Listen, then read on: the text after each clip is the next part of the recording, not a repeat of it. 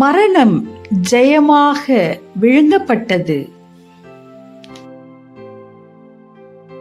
கர்த்தராகிய இயேசு கிறிஸ்துவின் உயிர்த்தெழுந்த நாளை அனுசரித்துக் கொண்டிருக்கிற நாமும் கூட ஒரு நாள் இந்த பூமியை விட்டு உயிர்த்தெழ வேண்டும் என்கிற நம்பிக்கையை தரும்படியாக இந்த வேத வார்த்தை சொல்லுகிறது.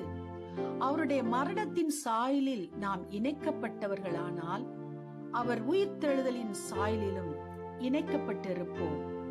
இந்த பூமியில் மனிதனாய் பிறந்த எவருமே நம்முடைய மரணத்திற்கு பிறகு உயிர்த்தெழுந்து ஒன்று நித்திய ஆக்கினைக்கு, இல்லாவிட்டால் நித்திய ஜீவனுக்கு புறப்பட்டு செல்ல வேண்டுமே.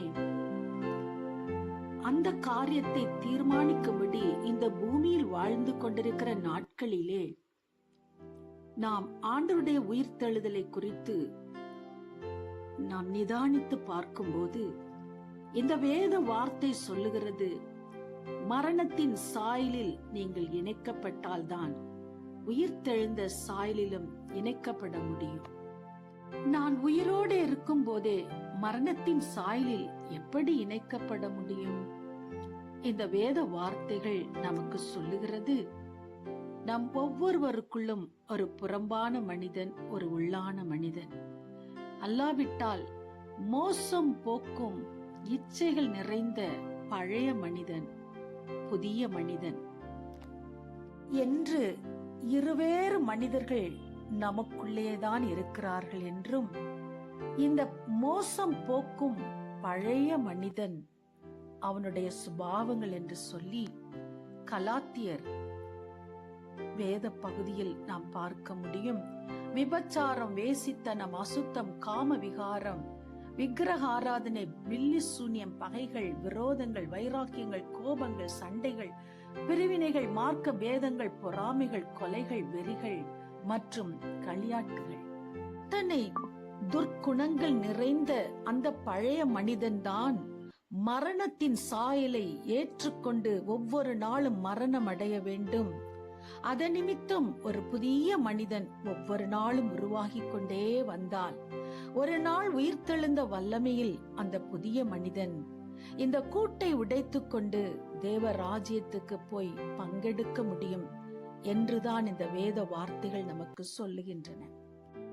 தனியாய் கிடக்கிற ஒரு முட்டை சில நாட்களிலே அது கெட்டு போய் தூக்கி எறியப்படுகிறதா இருக்கும்போது, அதே முட்டைகளை அந்த தாய் பறவை தன்னுடைய மார்போடு அணைத்து எப்படி குஞ்சுகளாக பொறிக்கப்பட்டு வெளியே வருகிறது என்கிற அந்த உவமையின் மூலம் நாம் இந்த ஆழமான சத்தியத்தை அறிந்து கொள்ள முடியும். பாருங்கள், அந்த தாய் பறவைக்கும் அந்த முட்டைகளுக்கும் எந்த நேரடி தொடர்பும் இல்லாமல், அதற்கான ஆகாரம் வெளியிலிருந்து கொடுக்கப்படாமல் ஒரு 21 நாட்கள் அந்த தாயினுடைய செட்டையின் அனலுக்குள்ளாக அந்த கோழி முட்டைகள் மிகுந்த கவனமாய் பராமரிக்கப்பட்டு ஒவ்வொரு நாளும் அந்த முட்டைக்குள்ளாக இருக்கிற மஞ்சள் கருவும் வெள்ளை கருவும் ஒன்றோடொன்று இணைந்து 21 நாட்கள் முடிவதற்குள்ளாக ஒரு அழகிய கோழி குஞ்சாக மாறுகிறதே.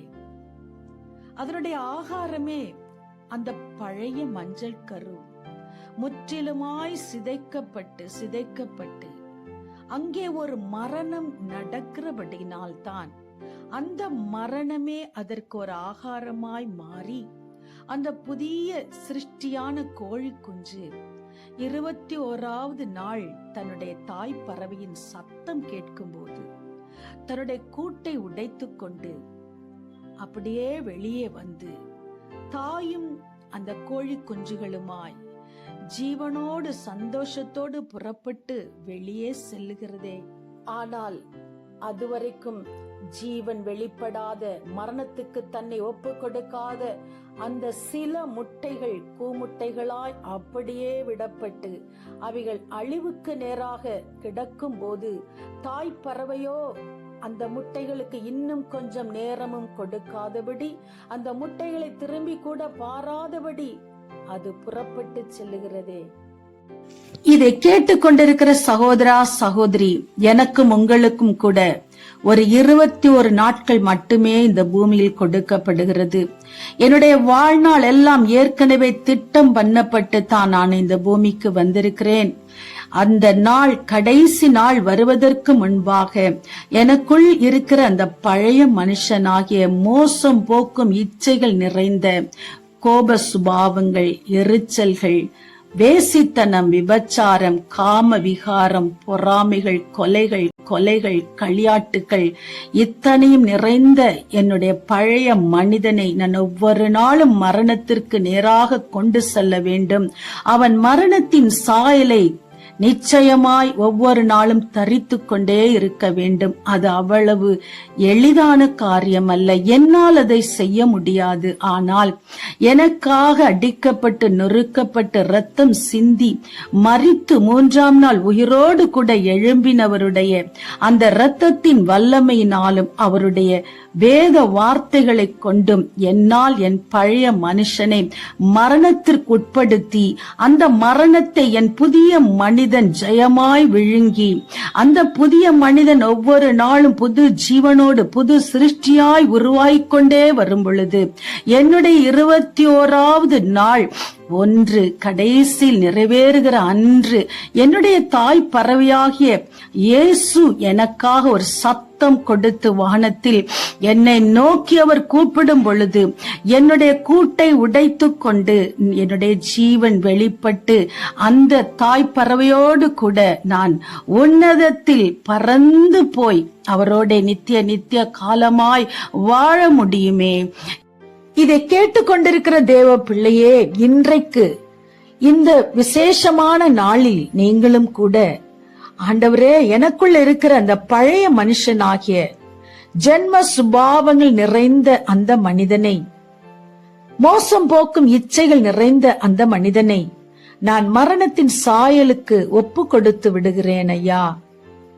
எனக்குள் அந்த பழைய மனிதன் ஒவ்வொரு நாளும் மரணத்தை தழுவட்டும்.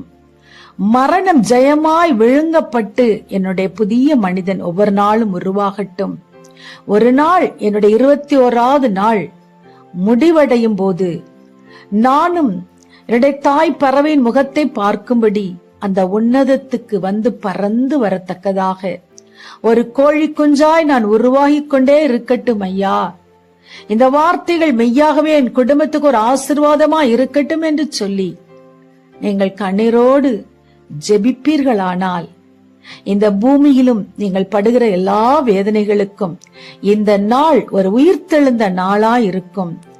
வியாதியின் பலவீனமா, மரண போராட்டமா, சரீரத்தில் குடும்பத்தில் சொல்ல முடியாத வேதனைகளா, கர்த்தர் எல்லாவற்றையும் மாற்றி ஒரு உயிர்த்தெழுந்த ஆசீர்வாதத்தை உங்களுக்கும் உங்கள் குடும்பத்துக்கும் கட்டளையிட முடியுமே. அந்த ஆசீர்வாதத்தை பெற்றுக் கொள்ளுவோம். தேவன் உங்களை ஆசீர்வதிப்பாராக. ஆமேன், ஆமேன்.